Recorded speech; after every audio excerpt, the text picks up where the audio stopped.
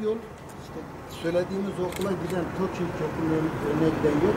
Bu yol biraz genişlenirse dediğimiz şikayetçi olduğumuz yolların biri bu. Bizim taleplerimizden. İşte burası boş duran, genişlenebilecek bir yol yani.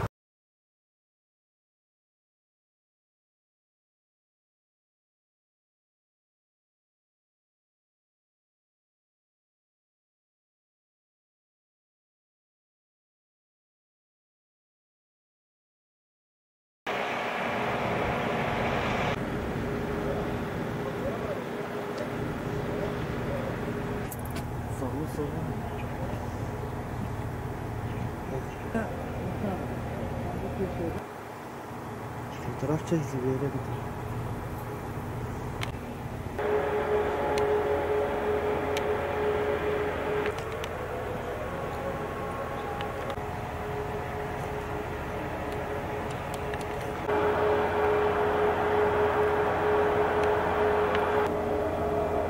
Geldim bir baktım geri gitti. Siz konuşun işte ona. He.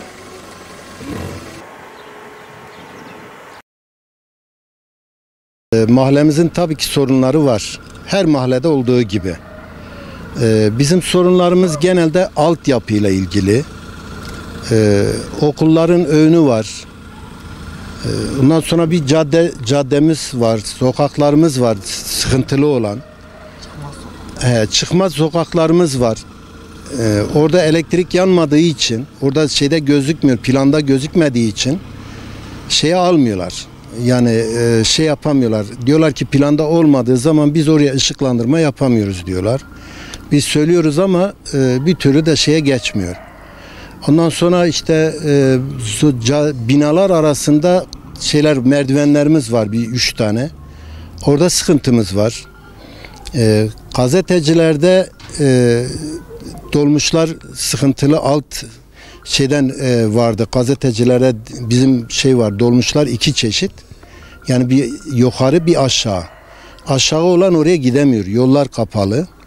Yani yol açılmadı orada. Onların öyle bir sıkıntısı var. Çıkmaz sokak gibi.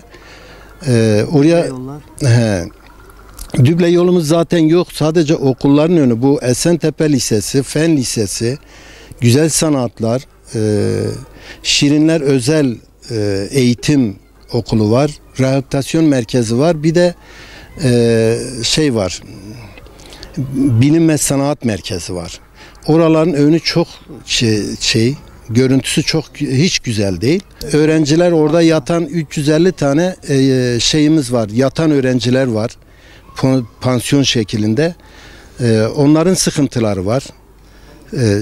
Yapamıyorlar. Yani çıkışta çok kalabalık oluyor. Bu yüzden onda sıkıntı çekiyorlar. Onların işte bir an evvel yetkililer oraya ilgilenirse, yani yolun dar olması, yol dar. Yol tek şerit olduğu için biraz sıkıntılı. Yol olması lazım. Oranın o yolun açılması, okulların önünün de düzelmesi lazım ki hem öğrenciler açısından hem mahalle açısından daha rahat, daha güzel olur diye var, talebimiz var. Parklarımızın içinde çocuk oyun grubu çok az. Mesela birer tane var. Spor aletleri hiç yok. Aileler gidip orada rahat oturarak daha rahat oturup spor yapmaları, çocukların biraz daha değişik oyun grupları olsa daha güzel olur. Tabii ki çocuklarımız mesela burada rahat oturup bir ders çalışma yerleri yok. Eğer onların burada bir salon gibi bir şey tahsis edilirse, ders çalışma, kütüphane gibi bir şey yapılırsa çok güzel olur. Abdülmusa ziyareti, mesire alanı, gelen ziyaret edenler çok ama bir çevre düzenlemesi veyahut da oturulacak düzgün bir yer yok. Geceleri ışıklandırması dahi yok yani oranın. Ama bir çevre düzenlemesi falan yapılırsa daha güzel olur. Şimdi kışın veya yazın işte böyle sıcakta beklemek veyahut da soğukta şehre gidenler dolmuş beklerken duraklarımız çok elverişli değil. 2-3 tane var ama camları kırık, ondan sonra kapalı değil. Biz sadece ışıklandırılsa daha güzel olur. Onlar bir elden geçse daha güzel olur. Ondan sonra işte bu TOKİ'nin girişi dipsiz. olduğu için buranın kaldırımı da elverişli. Şöyle 1-2 metre yol genişlerse daha rahat olur. 1+1'lerde tabi oturan sakinler biraz huzursuz. Çünkü oranın sahipleri genelde oturmuyor. Oturmadıkları gibi işte oranın bakımıdır, temizliğidir, girdisi çıktısıdır. Onlar sıkıntıları büyük biraz var.